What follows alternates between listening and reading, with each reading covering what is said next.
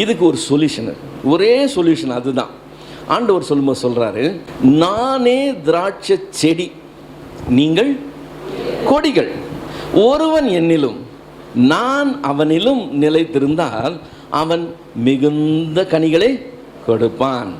இங்கே தான் ஹைலைட் வருது, என்னை அல்லாமல் உங்களால் ஒன்றும் செய்ய கூடாது.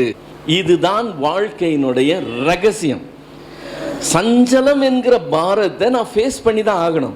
கடமை என்கிற பாரத்தை நான் சுமந்து தான் ஆகணும்.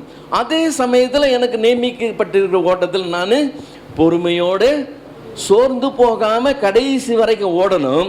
ரகசியம் என்னமா, அவரை அல்லாமல் என்னால் இதை செய்ய முடியாதுன்னு நான் உணர்ந்து கொள்ளணுமா.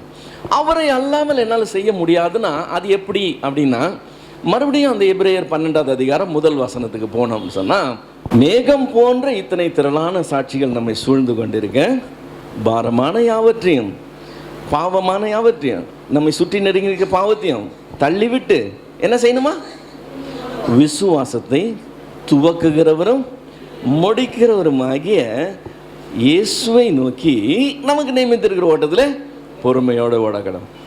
இப்போ இயேசுவை நோக்கின்னு ஒரு வார்த்தை வருது இல்லை அப்படின்னா, அவரை இலக்காக வைத்து அவரை அடையிறதுக்காகன்னு இல்லை. இயேசுவை நோக்கின்னு சொல்லும்போது இயேசு என் பக்கத்தில் இருக்கிறாருங்கிறத நான் உணர்ந்து கொண்டு நான் அவரை நோக்கி பார்த்து இந்த ஓட்டத்தை ஓடணுமா.